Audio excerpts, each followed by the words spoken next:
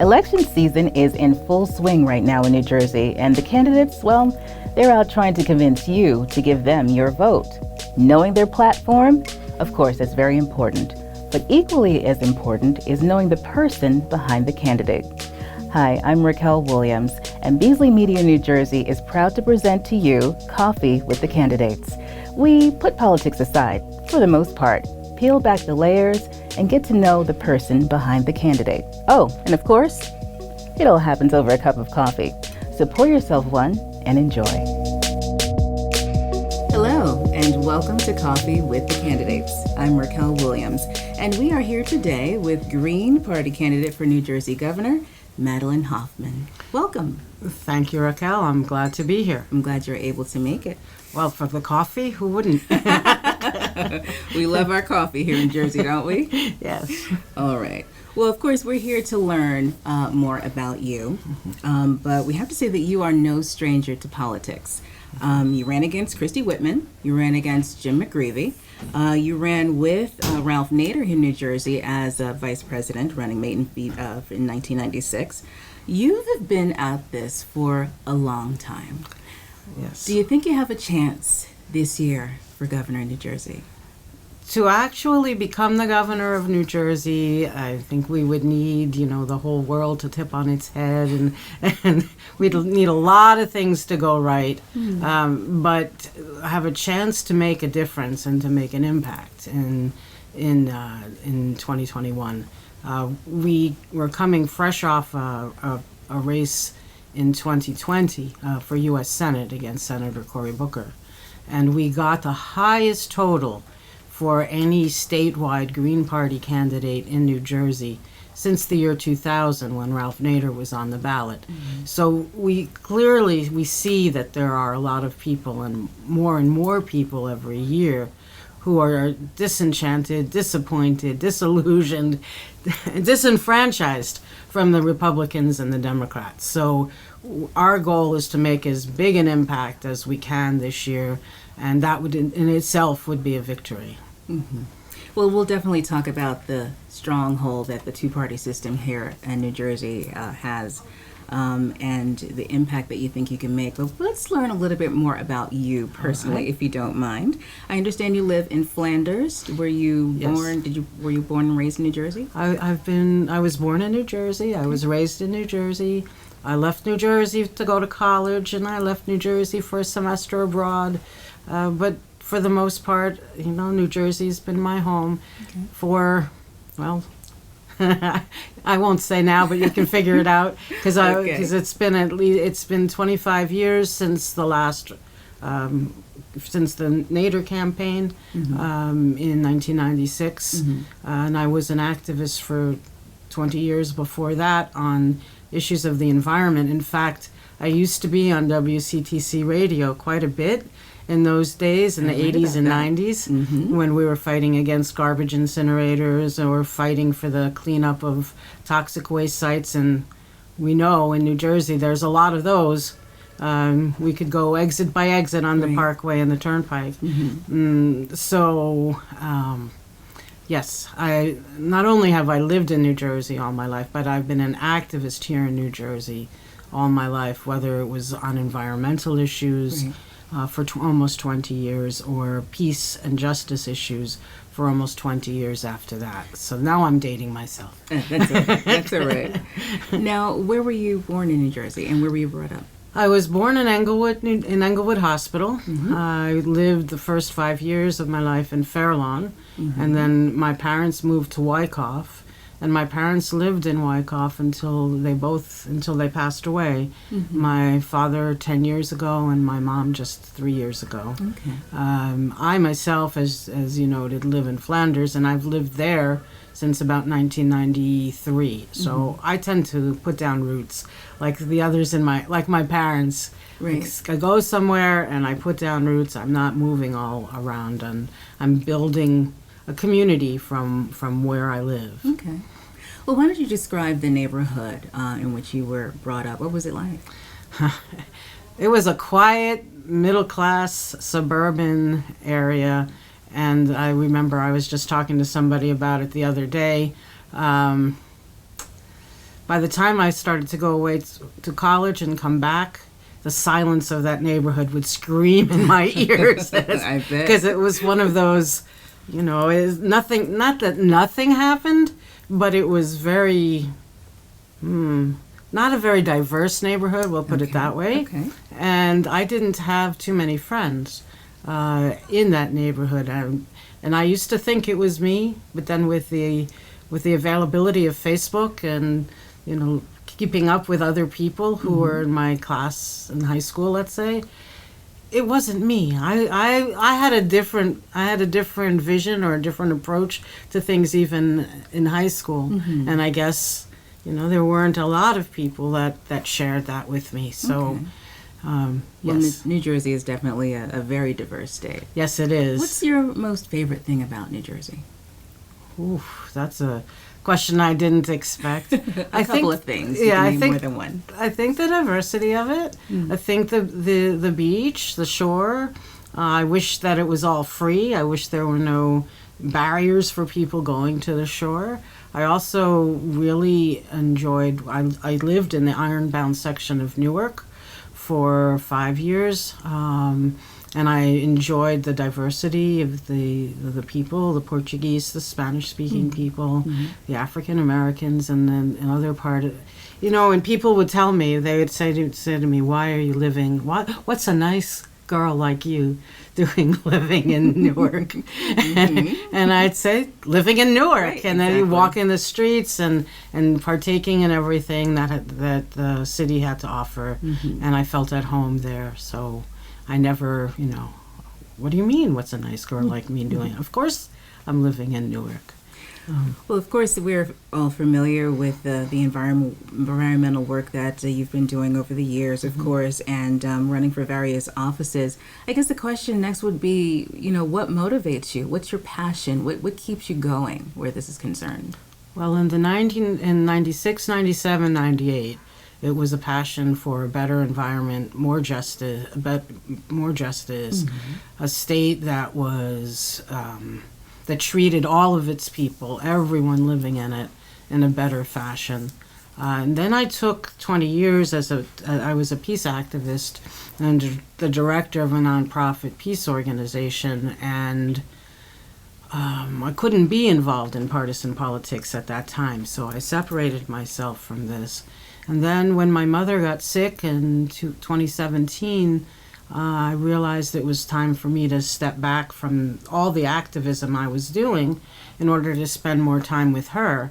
And then when I did that, I reconnected with the Green Party, not exactly consciously, but it just sort of happened that way. And so now what motivates me to run is that this country I believe the country is in serious trouble. I believe the Democrats and the Republicans are basically the same party and answer to the same people. And there are a lot of people being left out. And so my passion now is to help build a movement and strengthen the movement that's already here, whether it's for affordable housing, to defund the police, for a real Green New Deal, to end these endless wars, to put money back into our neighborhoods. Education is a passion. There's so many things, but mostly just to get away from all the lies and the yelling and screaming and the fear-mongering of the two major parties. And also another part of my passion you may not, be familiar with is I travel. I've traveled a great deal to places like Afghanistan, Tunisia, Palestine, Japan. Yesterday was the 76th anniversary of the dropping of the atomic bombs on Hiroshima and Nagasaki. And I just came back from Colombia. I've spent 5 weeks there because I think there's a need for us to the internet has brought the world together, but there's a need for person-to-person solidarity, and for a governor, to be aware of what's going on in the home countries of such a diverse population here in New Jersey. It's not simply enough to say something about it. You need to know and need to have connections and feel that. Feel those connections. And that's the other part of what drives me. Why is green good for New Jersey? Why the Green Party? The Green Party, my belief is that because we take no corporate money, we take no political action committee money. So if we're talking about global warming and ending climate change, which is an issue which really resonates, and I should say this is another part of what drives me, is the youth of this country. We have at least 50 volunteers working on my campaign, and the majority of those people who are working on my campaign are in high school or college, under the age of 30. But global warming, and we see the wildfires in Greece. We see wildfires around the world. Corporate money in politics paying for these extremely expensive campaigns to put someone in office. That money is a huge obstacle for us. Obstacle towards actually confronting the issue of climate change. So Greens, we take no money from those corporate donors. I was talking earlier with some of the people here. There are debates coming up between Jack and Phil. Parties, right. And we're not going to be in them if the only criteria is money and money raised. We will not be in them because it's $490,000 as a threshold to be included in the debate. $490,000. Now, if we're getting $5, $10, $15, $20, $25, $100, $500 donations from people with an occasional $1,000 donation thrown in, we're not going to make $500,000. But our voices are necessary. We have a lot of support in this state. There are many polls, recent polls, that show despite people's the hardline partisanship because of Trump, and we need to get rid of Trump, and people who want to keep Trump in. There are so many people. 60%, I think, was the latest poll that I saw. People who are looking for another alternative. And what makes Green different is that we're not beholden to those corporate interests. We're beholden to the people. Okay. Well, we now know why green is necessary for New Jersey. Now, why should we cast our vote for Madelyn Hoffman? How does a humble person answer that question? No, I think when you're voting for me, you're voting for the Green Party of New Jersey. That's the way I would say that. But also, I would say that I've had a lot of experience traveling up and down the state, up and down and side to side. When I was working on environmental issues in the 90s, the 80s and 90s, I worked with about 200 groups up and down the Parkway and the Turnpike and going out to Northwest, and all the way down to Cape May. I've traversed the state many times, crisscrossed it. So I have a familiarity with the people. I have a familiarity with the issues. I don't duck any tough issues, and I just think. I think a vote for me would be a vote for that kind of experience and that dedication to activism. Electoral politics, a lot of people have turned off to electoral politics. I'm also an adjunct professor. At least before the pandemic, I would be in a classroom and I taught political science. I taught American government. And there were a lot of students who would come into my class saying, I don't care about politics. I have no interest in politics. And you know what I said back to them? I don't blame you. I understand. Politics, this kind of politics that this country is involved in, it's not moving us where we need to move, in my opinion. Activism is what does that. Connection with people is what does that.